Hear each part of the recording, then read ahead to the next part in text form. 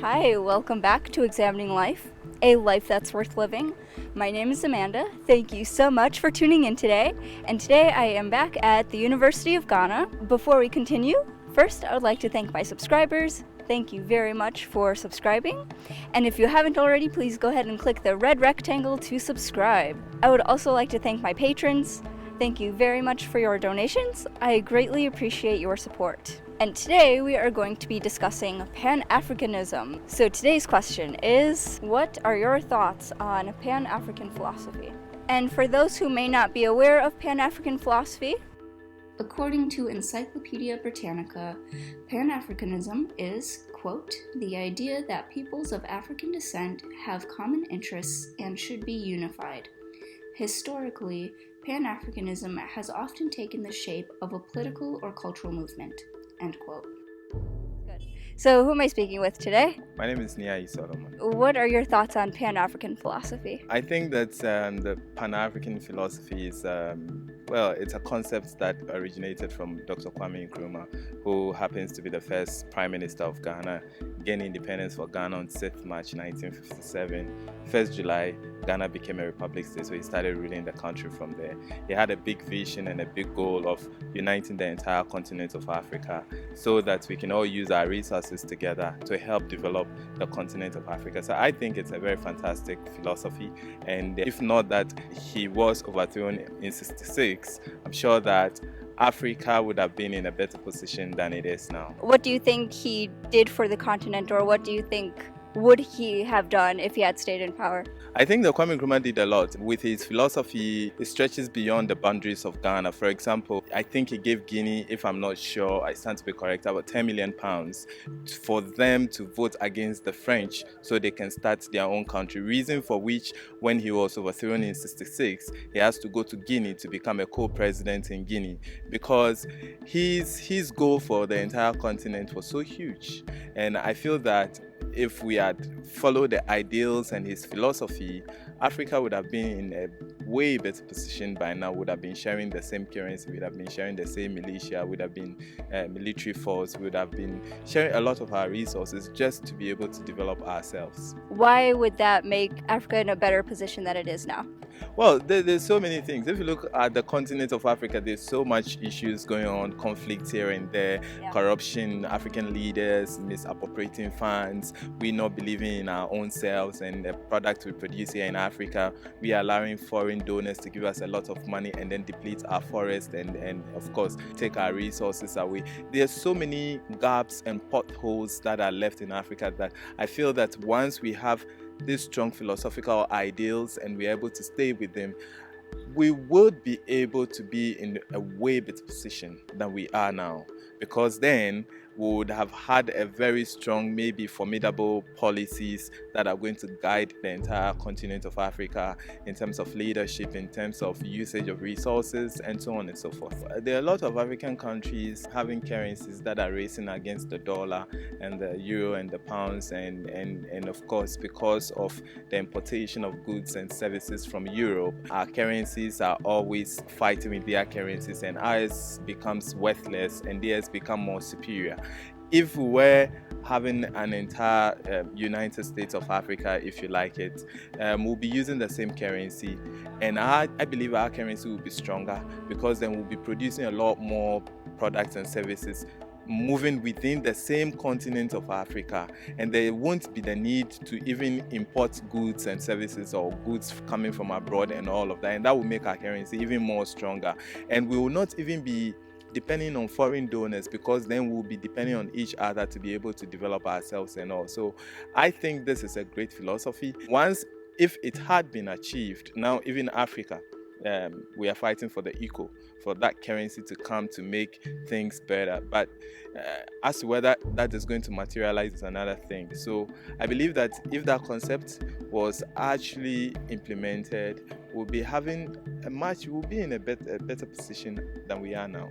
The same currency for everybody. So then you have to renounce the currencies from your colonial masters and jump onto the currency that is coming from your own continent. And this comes with Africans believing in themselves and trying to do things and believing that, you know what, without any foreigner, without any foreign country helping us, without the IMF and the World Bank and so on and so forth. We can grow our own food, feed our own people, take care of our own selves, build our own roads, build our own industries, build our own factories, create more jobs and employment for our own people, so that people don't have to cross the Sahara or the high seas to go look for greener pastures. Because really, we are sitting on gold without knowing that we are sitting on gold. So who am I speaking with today? Gideon. And what are your thoughts on Pan-African philosophy? Well, I think if Pan-African philosophy is being implemented, that would be great because it will bring a lot of development to the African continent as a whole. What are some challenges that you think might come with the implementation of Pan-African philosophy? Everyone wants power, so many leaders wouldn't agree because of their self-gratifications. They want money, you see, so they wouldn't agree. So that will be a challenge. Absolutely. And also, what role would identity play in Pan-African philosophy? So, it seems like there are multiple different kinds of identities on the continent. There's the tribal identity, and then the national identity, and the continental identity. So, if all of Africa were to be united, how would the various identities play out? Would tribal identity be lost? Well, I don't think so because even like Ghana, for instance, it was not first united, it was pieces like that. But still, everyone had its own culture. When it was united, still we have our tribal culture. So same here, when Africa is united, every part of the country will have its own culture. That will not affect culture and tribal. So who am I speaking with today? My name is Isham. What are your thoughts on Pan-African philosophy? My initial reaction is that I thought it didn't have any significant following or advocates at this point in time. It used to when it was at its peak, when Africa sought to liberate themselves from the throes of colonialism. For now, I think any attempt to preach Pan-African philosophy in terms of merging political ideologies across the different African countries will be an uphill task, because I think philosophically Africa has grown differently in different pathways. However, I think those same ideologies can be leveraged for economic collaboration, something like what the EU does to effectively bring some kind of productivity and growth across the African continent, as opposed to trying to find a common political ground with a Pan-African philosophy, like one nation of Africa, like Nkrumah sought to do. Though it was a laudable idea in hindsight, it could have worked, but now things are significantly different than it was back then. So for Pan-Africanism, I would say that the collaborative regional organizations that we had in ECOWAS and AU have not done an effective job in realizing the Pan-African dreams.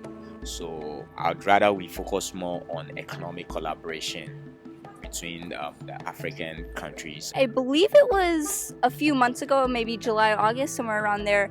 I believe there was a trade deal signed by all African countries. So I think there is some kind of economic progress in African unity, but also even regionally, I believe the ECO currency is going to be starting to be implemented next year.